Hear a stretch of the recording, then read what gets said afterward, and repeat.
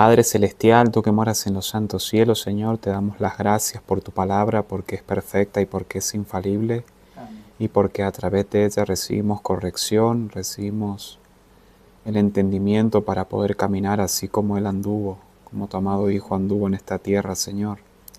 Que ese sea el propósito de esta pequeña meditación, andar como Él anduvo. Que tu Santo Espíritu pueda irradiar en nuestras mentes y nos dé comprensión espiritual de lo que tú tienes para decirnos en esta hora. Amén.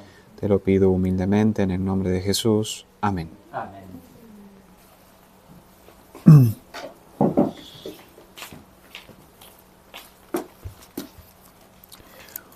Bueno, quería compartir una pequeña meditación en el Evangelio según San Juan. Vamos a ir al capítulo 1. Capítulo 1, versículo 1 al 5 dice: En el principio era el Verbo, y el Verbo era con Dios, y el Verbo era Dios. Este era en el principio con Dios. Todas las cosas por Él fueron hechas, y sin Él nada de lo que ha sido hecho fue hecho. En Él estaba la vida, y la vida era la luz de los hombres. Y la luz en las tinieblas resplandece, mas las tinieblas no la comprendieron. Es interesante este texto, ¿no? Porque aquí el apóstol Juan nos presenta la eternidad de Cristo, ¿verdad? Jesús es un ser eterno, Sí. es Dios. Pero indagando un poco en el espíritu de profecía, entendemos de que aquí el apóstol Juan hace énfasis en la naturaleza que él tuvo, ¿no? En el versículo 3 nos presenta a Jesús como el creador de todas las cosas. Dice, todas las cosas por Él fueron hechas, y sin Él nada de lo que ha sido hecho fue hecho. En Él estaba la vida, y la vida era la luz de los hombres. Y la luz en las tinieblas resplandece, mas las tinieblas no la comprendieron. Ahora el versículo 14 presenta esta idea central, ¿no? La naturaleza. ¿Quién era el Verbo? Sí. Versículo 14 dice, y el Verbo fue hecho carne, y habitó entre nosotros, y vimos su gloria, gloria como del unigénito del Padre, lleno de gracia y de verdad. Usted sabe que estaba meditando en Mensajes Selectos, el tomo 1, en la página 289. La hermana Huay dice, este capítulo bosqueja el carácter y la importancia de la obra de Cristo. Como quien conoce el tema, Juan atribuye todo poder a Cristo y habla de su grandeza y majestad, claro, como creador de todas las cosas, ¿no? Hace refulgir rayos divinos de preciosa verdad como la luz del sol. Presenta a Cristo como al único mediador entre Dios y la humanidad. La doctrina de la encarnación de Cristo en carne humana es un misterio, y cita Colosenses 1:26, dice, el misterio que había estado oculto desde los siglos y edades. Es el grande y profundo misterio de la piedad, y aquel Verbo fue hecho carne y habitó entre nosotros, y cita Juan 1:14.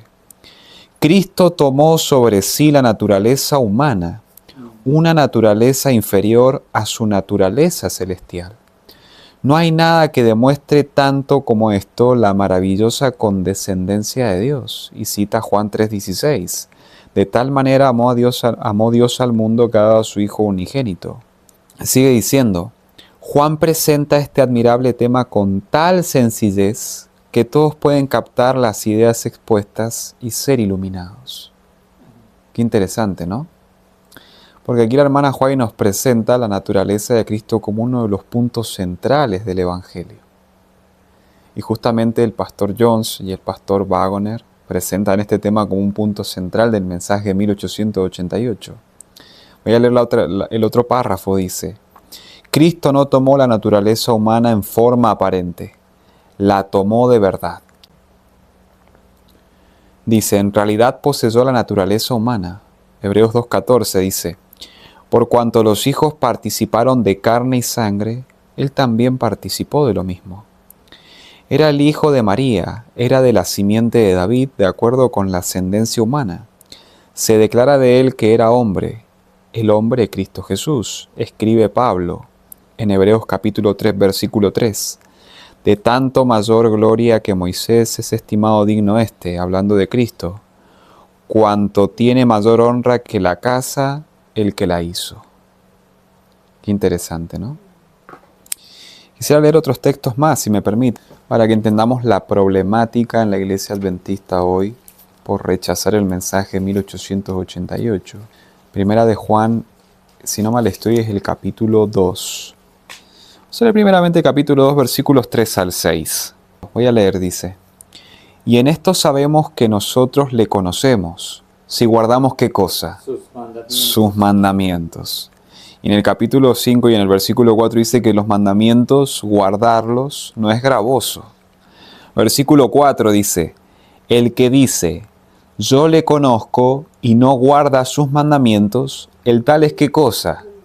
Mentiroso. Y la verdad no está en él.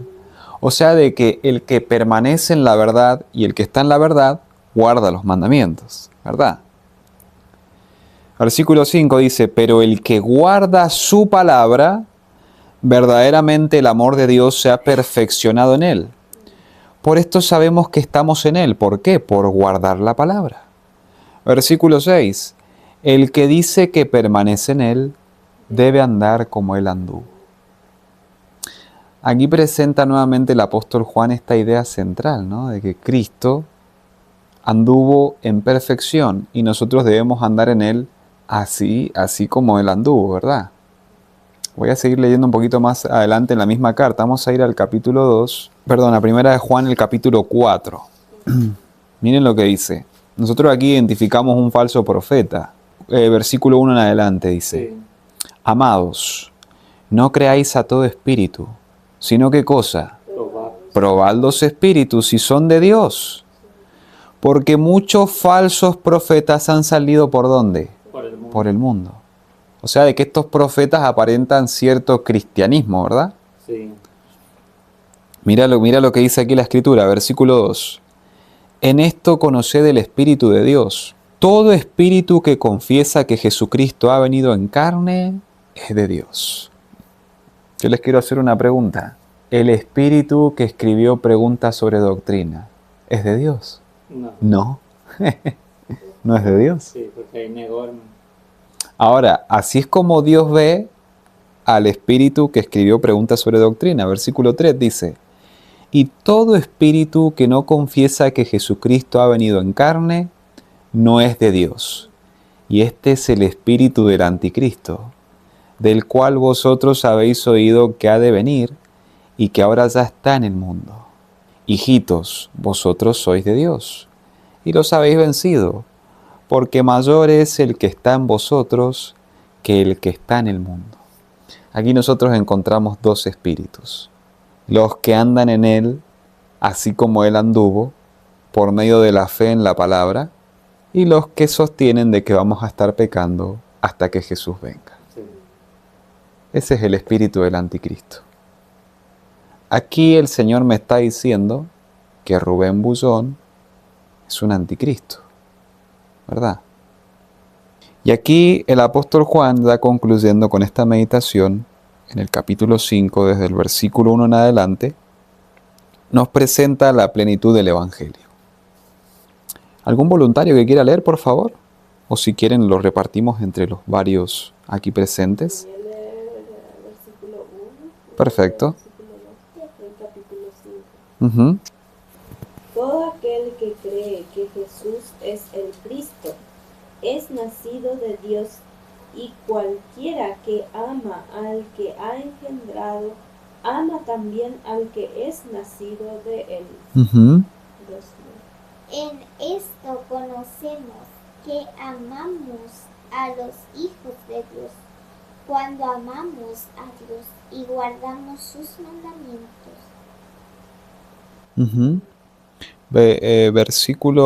Versículo 3, por favor, hermano Arnaldo, si lo puede leer, yo leo el 4. Bueno, porque este es el amor de Dios, que guardemos sus mandamientos, y sus mandamientos no son gravosos.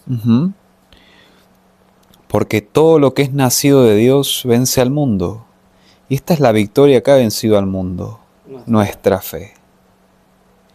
Versículo 5. ¿Quién es el que vence al mundo, sino el que cree que Jesús es el Hijo de Dios? Interesante esta pregunta. ¿Cómo creemos de que Jesús es el Hijo de Dios?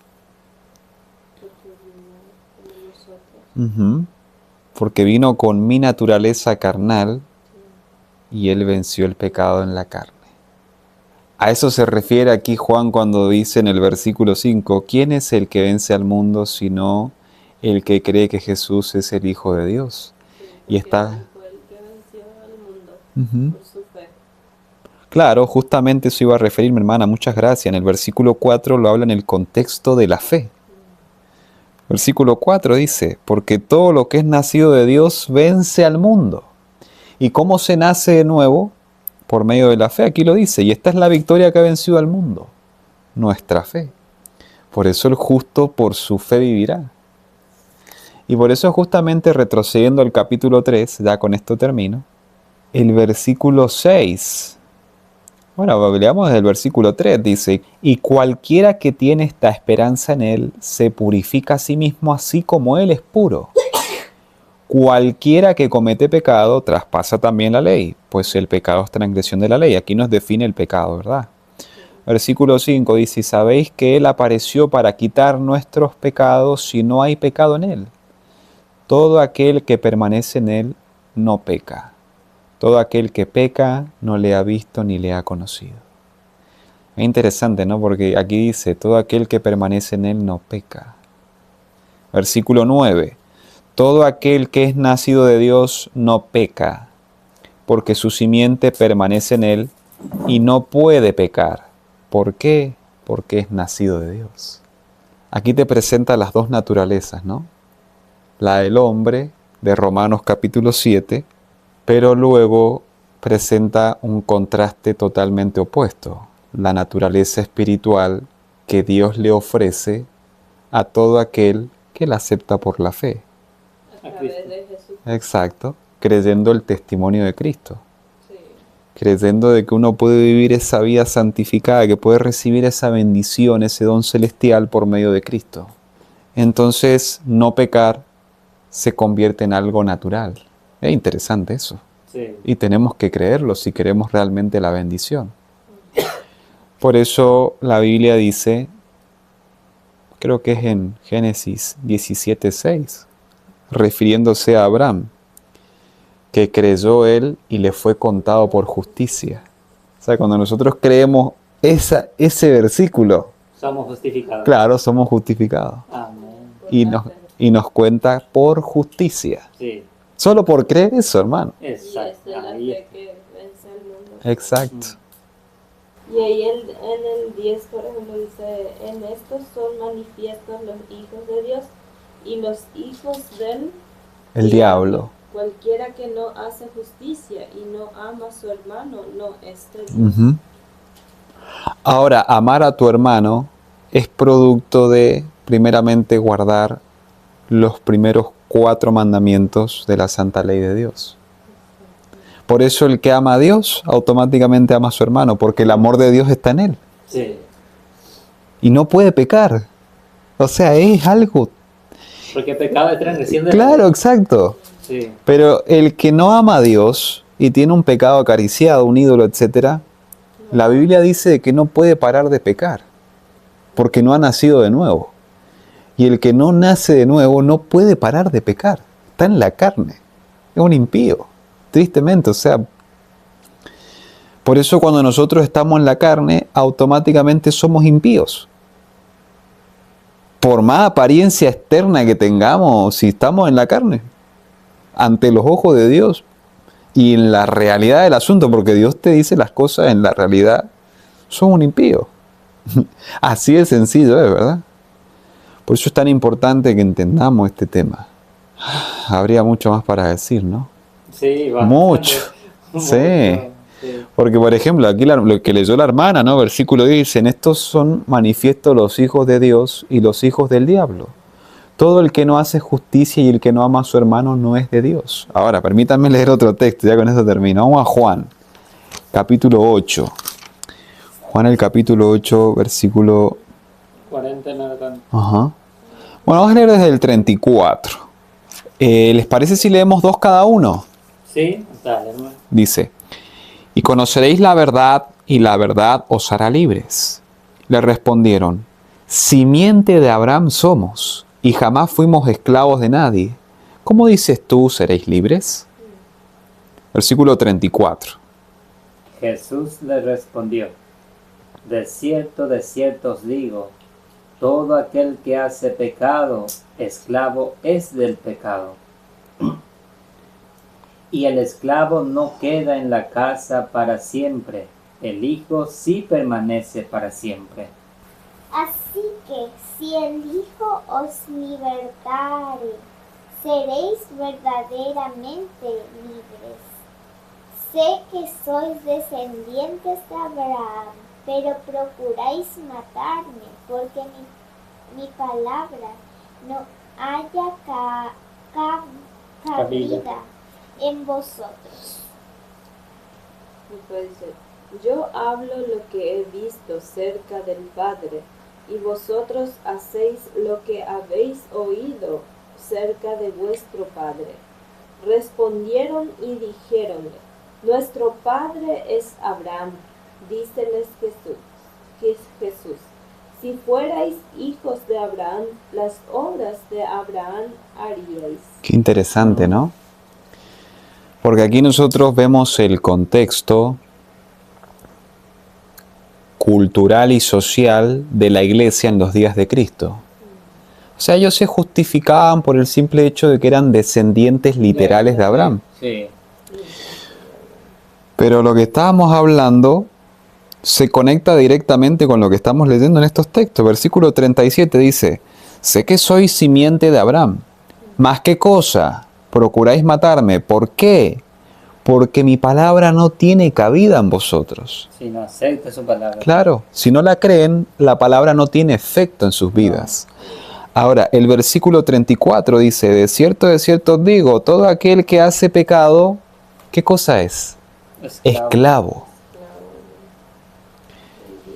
¿Qué era Agar? Esclava, ¿verdad?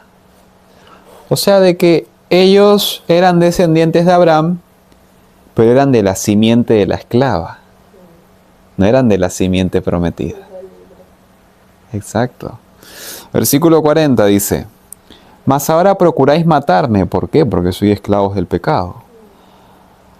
Mas procuráis matarme a mí, hombre que os he hablado, ¿qué cosa? La verdad, la cual he oído de Dios. Abraham no hizo esto.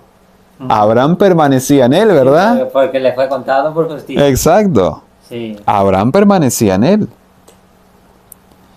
Vosotros hacéis las obras de vuestro padre. Le dijeron entonces, nosotros no somos nacidos de fornicación. Un padre tenemos que es Dios.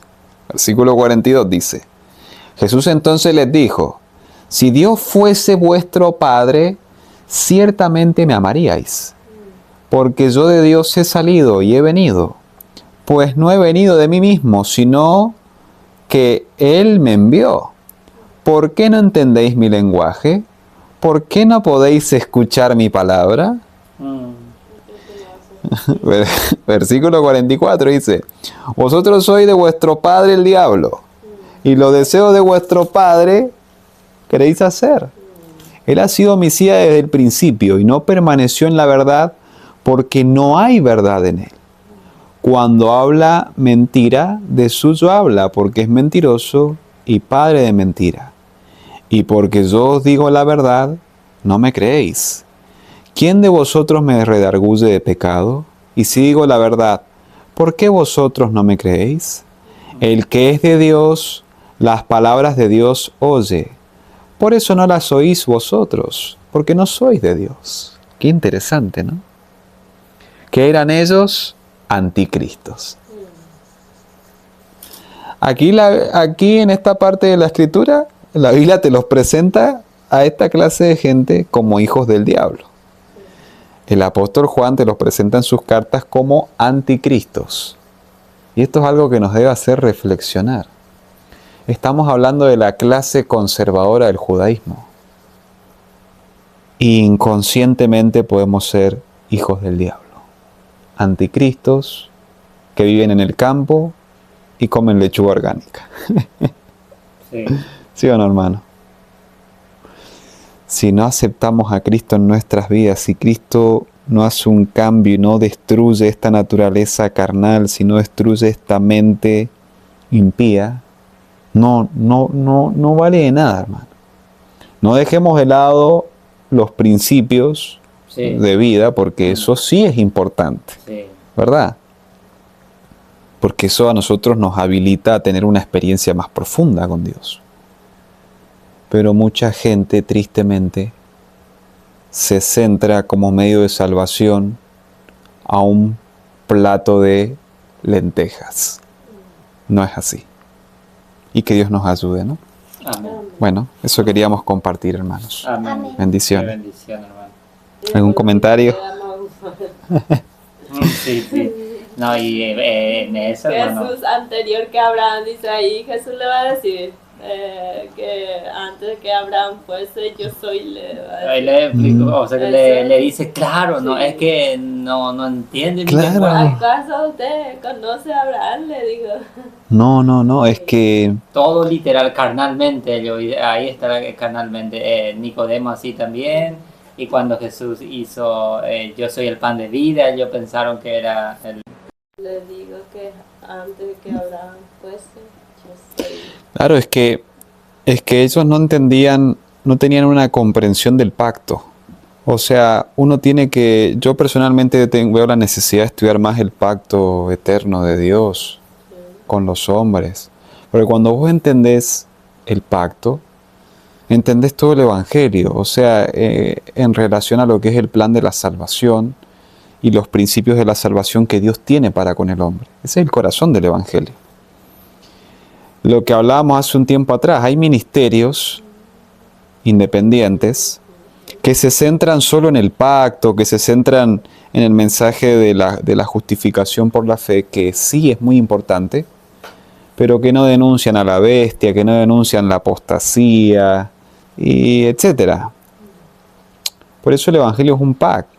O sea, Sí, es todo bien completo. y uno tiene que esforzarse por ser, o sea, por predicar los tres ángeles en su plenitud, ¿verdad? Yo personalmente trato de centrarme en eso, ¿no? De tampoco estar todo el tiempo denunciando, Sí, ya sea a la apostasía o a la bestia, aunque yo entiendo que lo tengo que hacer porque Dios me ha dicho en su palabra que es un deber, sí, pero tampoco puedo aislar, digamos, los principios de la salvación. exacto. Son vitales. Sí, Porque un pecador, por más que entienda de que la bestia es el anticristo y la apostasía omega, tiene que entender cuáles son los principios que Dios tiene para salvar a los hombres. Entonces ese es nuestro mensaje, ¿no? No es otra cosa. No. Es algo sencillo, hermano. sí. Es algo sencillo, ¿no? Bueno, Amén. dicho esto, oramos. Sí.